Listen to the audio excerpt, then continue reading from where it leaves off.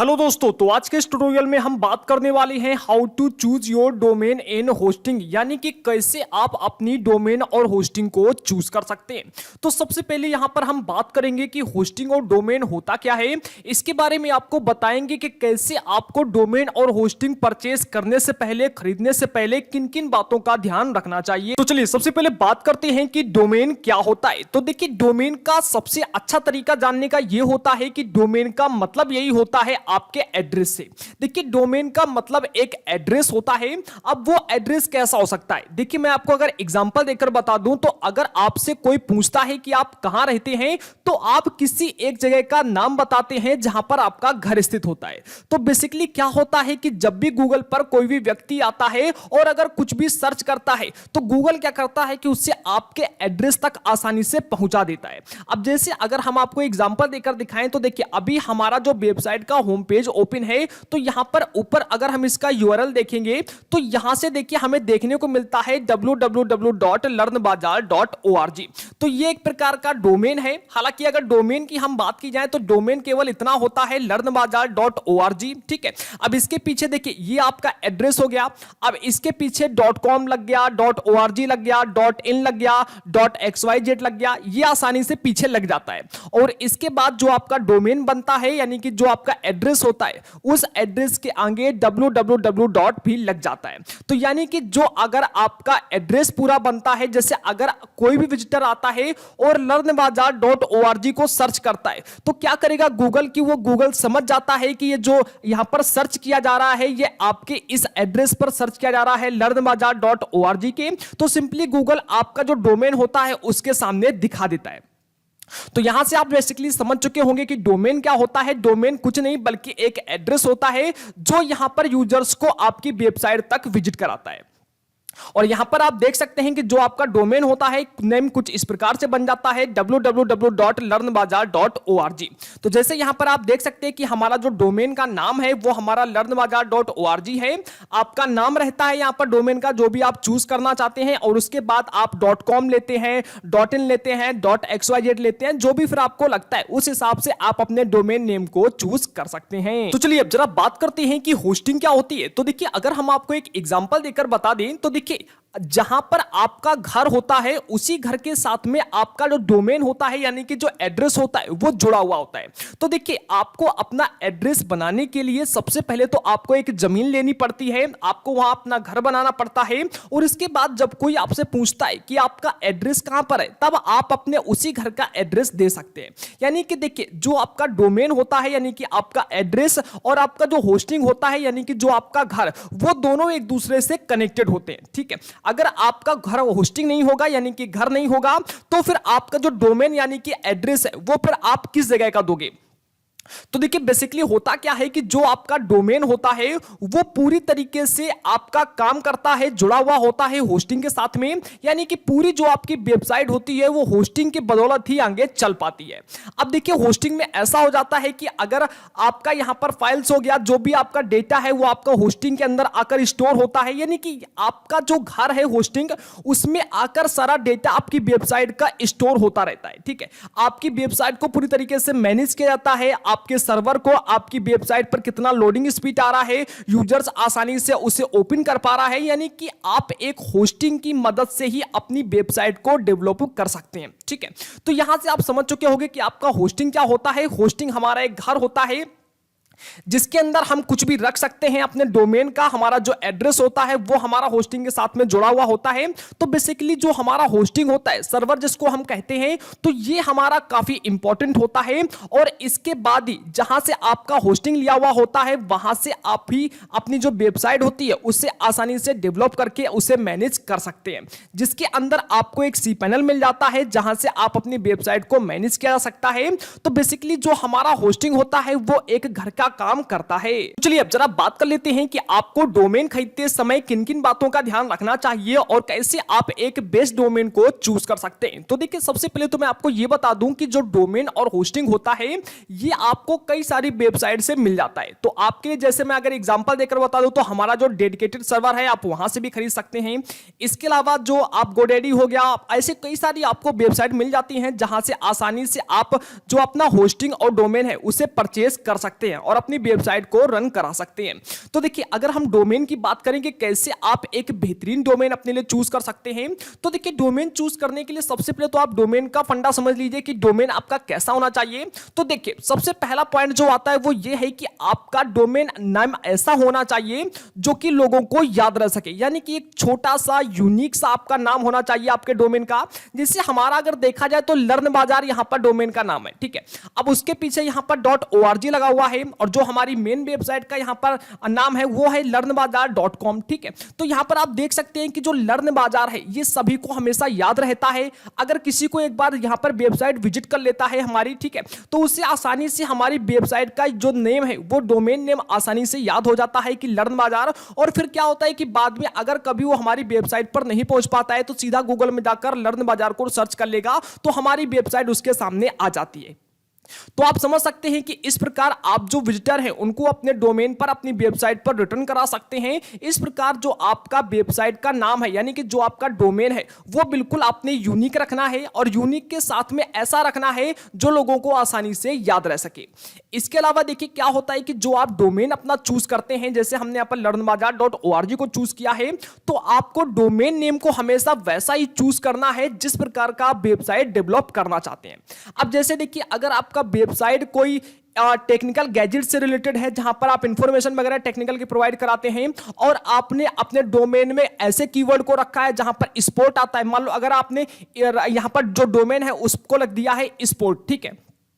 आप अगर आपने अपने जो डोमेन नेम है उसमें स्पोर्ट को शामिल कर दिया है तो देखिए स्पोर्ट का मतलब खेल से हो जाता है। तो लोग अगर आपकी वेबसाइट यानी कि डोमेन नेम को देखते भी हैं तो वो ये समझ लेते हैं कि यहां पर स्पोर्ट से रिलेटेड इंफॉर्मेशन दी गई होगी। तो इस प्रकार आपकी वेबसाइट पर कोई विजिट नहीं करेगा और फिर गूगल भी आपकी वेबसाइट को आगे रैंक नहीं करा पाएगा। तो इस प्रकार आपको क्या करना है कि जो आप डोमेन यहां पर चूज करते हैं डोमेन नेम को, तो डोमेन नेम का जो नेम आपका है, ठीक है, तो नेम आपको ऐसा रखना है जिस प्रकार का आप वेबसाइट तैयार करना चाहते हैं कुछ उसी से मिलता जुलता होना चाहिए। जैसे जो भी यहां पर जॉब वेबसाइट्स होती हैं जो जॉब की इंफॉर्मेशन प्रोवाइड कराती हैं, तो देखा होगा आपने कि उनमें कुछ ऐसा ही जो नेम छुपा हुआ होता है उनके डोमेन में जो कि जॉब से रिलेटेड होता है, ठीक है। तो इस प्रकार आपको यह भी पॉइंट को ध्यान में रखना है। इसके अलावा एक और यहां पर पॉइंट होता है डोमेन नेम को चूज करने से पहले कि देखिए आपको अपना एक ऐसा डोमेन नेम चूज करना है जिस डोमेन के अंदर कोई ना कोई कीवर्ड जरूर शामिल हो, ठीक है। आपका डोमेन नेम छोटा होना चाहिए, एक यूनिक होना चाहिए जो अभी तक ना आप कहीं पर किसी ने इसे परचेज किया हो, ठीक है, बिल्कुल यूनिक छोटा होना चाहिए।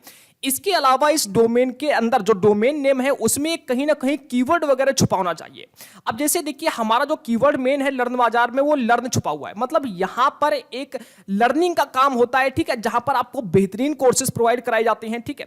तो यहां पर क्या होता है कि लर्निंग आपका कई तरीके से शामिल हो सकता है, कई प्रकार की लर्निंग होती है। तो कहीं ना कहीं हमारा जो डोमेन नेम है उसमें लर्न का हमने इस्तेमाल किया है, यानी एक बहुत ही अच्छे कीवर्ड का इस्तेमाल किया है। तो इस प्रकार आपको क्या करना है कि जो आपका डोमेन नेम है उसमें कहीं ना कहीं आपका कोई कीवर्ड जरूर होना चाहिए, जिससे क्या होता है कि वो जो डोमेन नेम आपका है वो आपका जब वेबसाइट क्रिएट किया जाएगा तो वहां पर आपके डोमेन को रैंक होने में काफी बड़ी आसानी हो जाएगी। तो चलिए अब जरा बात कर लेते हैं कि होस्टिंग खरीदने से पहले आपको किन किन बातों का ध्यान रखना चाहिए और किस प्रकार आप एक बेहतरीन होस्टिंग को परचेज कर सकते हैं।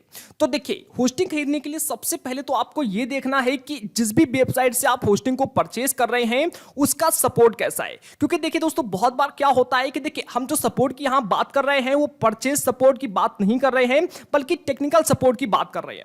देखिए आप कहीं से भी होस्टिंग खरीद जरूर लेते हैं लेकिन उसके बाद क्या होता है कि आप वेबसाइट को डेवलप करते हैं और वेबसाइट डेवलप होने के बाद कभी ना कभी वेबसाइट में कोई ना कोई प्रॉब्लम्स जरूर आती हैं। तो देखिए जब ऐसी कोई प्रॉब्लम्स आती है जहां पर आपको जो होस्टिंग सर्वर है वहां से टेक्निकल सपोर्ट का सहारा लेना पड़ता है, तो सबसे पहले जो जरूरी काम होता है वो आपको किसी भी होस्टिंग सर्विस का यह देखना है कि वहां का टेक्निकल सपोर्ट कैसा है। क्या 24 घंटे और 24/7 का जो टेक्निकल सपोर्ट है वो यहां पर मिल पा रहा है। तो सबसे पहले आपको टेक्निकल सपोर्ट के बारे में जरूर पता करना पड़ेगा। अगर आपको किसी भी सर्विस का जो होस्टिंग सर्वर है अगर वहां से आपका टेक्निकल सपोर्ट काफी अच्छा मिल रहा है तो फिर आपके लिए काफी अच्छा चांस ये हो सकता है। इसके अलावा अगर दूसरा यहां पर हम पॉइंट की बात करें तो दूसरा यहां पर पॉइंट आता है कॉस्ट का। देखिए कॉस्ट के बारे में जब भी आप किसी भी होस्टिंग सर्विस को परचेज करते हैं, खरीदते हैं, तो दूसरा वहां पर बड़ा पॉइंट आता है कॉस्ट का, कि आपको कॉस्ट के बारे में जरूर पता कर लेना है कि एक्चुअली देखिए जो आपका होस्टिंग होता है, कोई कोई वेबसाइट ऐसी होती हैं कि आपको काफी महंगी होस्टिंग सर्विस प्रोवाइड कराती हैं। कोई 3,000 रुपए एक साल का लेता है, कोई 4,000 लेता है, कोई 2,000 रुपए में भी आपको होस्टिंग सर्विस एक साल का प्रोवाइड करा देता है। इसके अलावा आप ये भी चूज कर सकते हैं, लेकिन आपको कम या ज्यादा होस्टिंग सर्विस के प्राइसेस पर नहीं जाना है। आपको सबसे पहली चीज ये देखनी है कि यहां पर पहली साल देखिए क्या होता है कि जब आप पहली बार किसी भी होस्टिंग को परचेज करने जाते हैं, किसी भी वेबसाइट से लेने के लिए जाते हैं, तो वहां पर देखिए होता क्या है कि आपको पहली साल काफी बड़ा डिस्काउंट लगाकर दे दिया जाता है, लेकिन इसके बाद जब दूसरी साल आप उसे रिन्यू करने जाते हैं तो वहां से सारे डिस्काउंट्स हटा लिए जाते हैं और इसके बाद अगली साल का रिन्यूअल होस्टिंग जो होता है वो आपको काफी महंगा पड़ जाता है।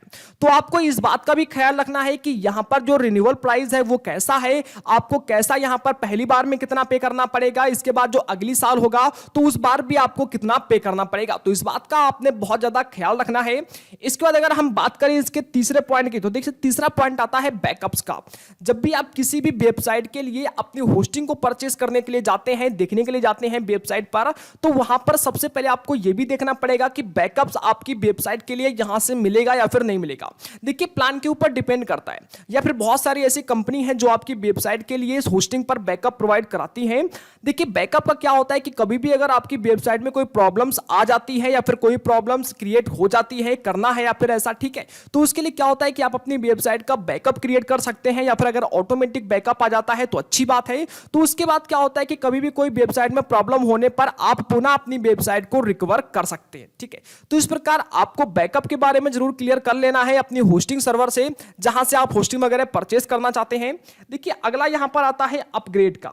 अब देखिए अपग्रेड का यहां पर मतलब क्या होता है। देखिए अपग्रेड का मतलब यह होता है कि अगर आज आपने कोई ऐसा प्लान ले लिया है, कोई छोटा सा अगर आपका कोई प्लान लिया हुआ है और आपकी वेबसाइट पर सर्वर काफी अच्छा चल रहा है और इसके बाद अगर विजिटर वगैरह ज्यादा आने लगते हैं, तो उसके बाद क्या होता है कि आपको एक बड़े सर्वर की जरूरत पड़ती है।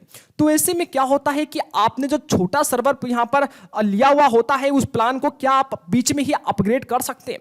देखिए क्या होता है कि अगर आपने एक स्मॉल प्लान लिया है और अब उससे आप बड़े प्लान में कन्वर्ट करना चाहते हैं, तो कभी भी आप उसे अपग्रेड कर सकते हैं। तो इसके बारे में भी आपको जरूर क्लियर कर लेना चाहिए सबसे पहले। अदरवाइज ऐसा ना हो कि आपने कोई छोटा प्लान ले लिया है और आपके विजिटर वगैरह बढ़ गए हैं, कैपेसिटी से ज्यादा हो गए हैं आपके प्लान से, तो आपको बीच में प्लान अपग्रेड करने का मौका ना मिले, ठीक है, या फिर आपको काफी ज्यादा पैसे वहां पर चुकाने पड़े। तो इसलिए आपको अपग्रेड प्लान के बारे में जरूर पता कर लेना है। इसके बाद अगला यहां पर पॉइंट आता है 5वां नंबर, जो कि है सर्वर रिस्पॉन्डेड स्पीड का।